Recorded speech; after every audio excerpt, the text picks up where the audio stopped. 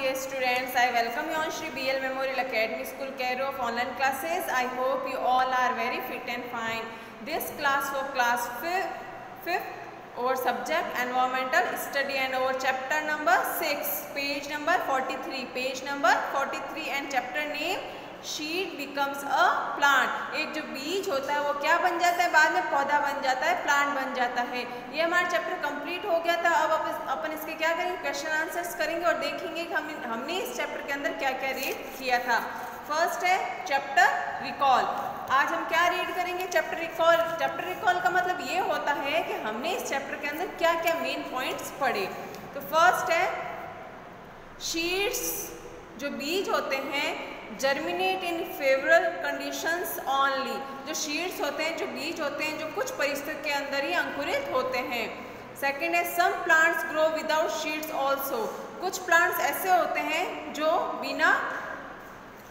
बिना बीज के भी ग्रो हो जाते हैं। हमने इस चैप्टर के अंदर रीड किया था ऐसा कौन सा प्लांट है जो बिना बीज के भी ग्रो हो जाता है। देखो पत्थर चट्टा जो था उसकी लीव से भी वो क्या हो जाता है, ग्रो हो जाता है। फिर थर्ड है seeds are dispersed away everywhere in different ways. अलग अलग जगह पे बहुत सारे अनावश्यक बीज फैल जाते हैं और वहाँ पे प्लांट्स ग्रो कर जाते हैं। ये किस वजह से होता है, देखो कुछ लोग होते हैं जो एक स्थान पेड़ के नीचे बैठते हैं, फिर क्या होता है उनके कपड़ों पर या कुछ कपड़ों पर शीट्स लग जाते हैं, फिर वो कहीं दूसरी जगह वापस जहाँ बैठते हैं तो वहाँ शीट्स क्या होता है, गिर जाते हैं। और बारिश के मौसम के अंदर जब उन शीट्स को पानी और मिलता है और मिट्टी में तो ऑलरेडी होता है तो मिट्टी के अंदर वो चले जाते हैं और बारिश के पानी से वो ग्रो हो जाते हैं। ठीक है, फिर आज हम करते हैं question answers. Question answer first question क्या है, tell about the favourable conditions needed for germination of seeds. एक बीज को अंकुरित होने के लिए कौन कौन सी परिस्थिति में हो सकता है। फर्स्ट देखो इसका आंसर क्या है, by soaking the seed in water and binding them in a cotton cloth. बीज को क्या करो, गीला करो पानी के अंदर, फिर उनको बाहर निकालो, फिर एक कॉटन यानी सूती के कपड़े के अंदर उसको टाइट बांध दो। शीड गेट जर्मिनेटेड, जो शीड होंगी वो अंकुरित हो जाएंगे, उनके अंदर क्या आ जाएगी, वाइट कलर की थ्रेड धागे जैसे क्या आ जाएगी, उनकी रूट्स आ जाएगी। इट इज़ अ एविडेंस, ये एक सबूत है, from the fact that moisturiser heat and air are required for germination of seed. एक बीज को अंकुरित करने के लिए क्या क्या जरूरत, प्रॉपर मॉइस्चर होना चाहिए, प्रॉपर हीट होना चाहिए, गर्माहट होनी चाहिए, प्रॉपर उसको क्या मिलनी चाहिए, एयर मिलनी चाहिए, हवा मिलनी चाहिए।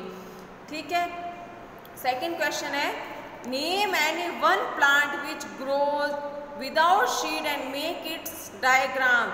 आपको एक ऐसा प्लांट बताना है जो बिना बीज के ग्रो हो जाता है और उसका डायग्राम भी बनाना है यहाँ पे बीच में ब्लॉक में। तो देखो कौन सा हमने पढ़ा था जो बिना शीट के भी ग्रो हो जाता है, प्लांट पत्थर चट्टा। कौन सा, पत्थर चट्टा। पत्थर चट्टा ग्रोज विदाउट शीट, बिना बीज के कौन सा प्लांट ग्रो करता है, पत्थर चट्टा। और इस ब्लॉक के अंदर आपको क्या करनी है, पत्थर चट्टा की लीव्स बनानी है, डायग्राम बनाना है। ठीक है, फिर व्हाट इज डिस्पर्सल ऑफ शीड्स, बीजों का अनावश्यक रूप से फैलाव क्या होता है। जो बीज होते हैं उनका फैलाव क्या होता है, तो इसका आंसर है seeds are scattered in different places with high speed. जो बीज होते हैं उनका फैलाव अलग अलग जगहों पे बहुत तेजी से होता है। कैसे होता है, वाइंड फ्लो विथ वाटर, पानी के बहाव से, हवा से भी जो नॉर्मल जिसमें वेट, जिन बीज में वेट कम होता है तो हवा के थ्रू भी वो बीज एक स्थान से दूसरे स्थान पर चले जाते हैं। पानी में भी बीज एक स्थान से दूसरे स्थान चले, बहता हुआ पानी हो तो उससे दिखती सी बात है बीज आगे जगह पहुंच जाएगा। और sticks on the beak of the birds जो होते हैं, जो पक्षी जो होते हैं वो अपनी चोंच के अंदर भी बीज को एक स्थान से वो खाना लेके जाएंगे और कहीं वो बीज गिर जाएगा तो वहीं का वहीं ग्रो हो जाएगा। And body of the animals, जो एनिमल्स होते हैं, जो जानवर होते हैं वो कहीं एक जगह पे जाके बैठ जाते हैं। जो बीज बिखरे हुए, जैसे ट्री, कोई भी ट्री है उससे शीड्स, किसी की शीड्स नीचे गिरते हैं तो एनिमल्स वहाँ बैठते हैं तो एनिमल्स की बॉडी पे वो शीड्स लग जाते हैं। The phenomenon of scattering of sheets is known as dispersal. तो इसी तरीके से जो ये बीजों का फैलाव है वो क्या कहलाता है, डिस्पर्सल कहलाता है। किस तरह से फैलाव होता है ये हमने अभी रीड किया।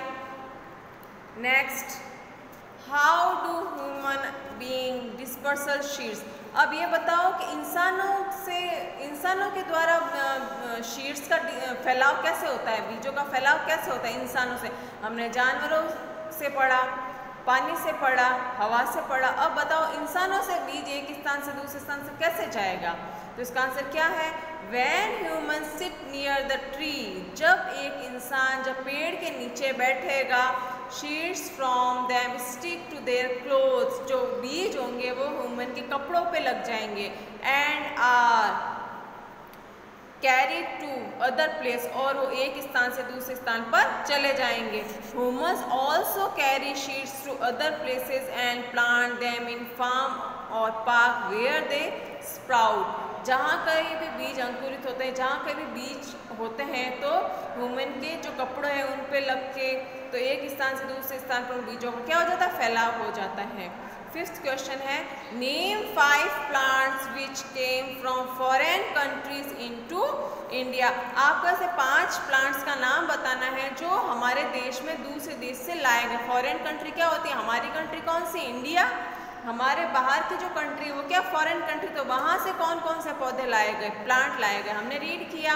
टी लाया गया, coffee, lady finger, cauliflower, peas, tea यानी चाय, कॉफ़ी, लेडी फिंगर भिंडी, cauliflower, peas came to India from foreign countries. तो ये कहाँ से लाए गए, बाहर के देशों से हमारे देश में लाए गए। फिर examination type questions, mention the name of any 3 food item which you eat and which are not mentioned in the chapter।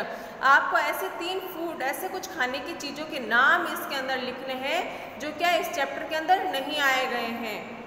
Also tell which part of these plant do you eat in the form of food। और आपको उनका वो part भी लिखना है कि आप उसका उनका पार्ट कौन सा खाते हो। जैसे कि हमने पढ़ा इस चैप्टर के अंदर राइस है, राइस का हम कौन सा पार्ट यूज़ करते हैं खाने में, राइस क्या है, शीट है, तो शीट, तो आपको क्या लिखना है, शीट। तो उसी तरीके से 3 ऐसे फूड का आपको नाम लिखना है और लिखना है कि आप उन फूड का कौन सा पार्ट जो खाने में यूज़ लेते हो। जैसे कि आप लिखोगे कैरेट, कैरेट तो इस चैप्टर में मेंशन हो गया, कैरेट की जगह कोई और आप लिखोगे। अब कैरेट का आप कौन सा पार्ट यूज़ लेते हो खाने के लिए, तो आप क्या लिखोगे, रूट, जड़ होती है ना, वो ज़मीन से निकलता है ना, इसीलिए। फिर सेकंड क्वेश्चन है, what is the health benefit of consuming sprouted grain, mention any one such benefit.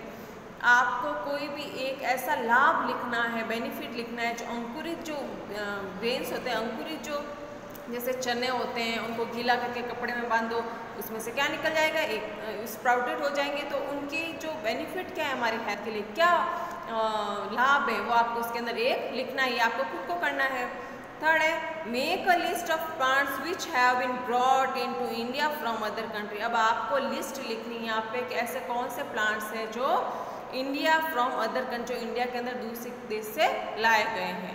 ठीक है, आपको अच्छे से क्वेश्चन आंसर्स करने हैं। क्वेश्चन लिखने के पीछे उसके क्वेश्चन मार्क लगाना है, आंसर आगे लिखना है, आंसर फिर आगे डैश करनी है, और जब आंसर खत्म हो जाए उसके पीछे क्या लगाना है, फुल स्टॉप लगाना है। अच्छे से नीट और क्लीन का काम करना है आपको। नेक्स्ट क्लास में हम नेक्स्ट चैप्टर करेंगे। Thank you.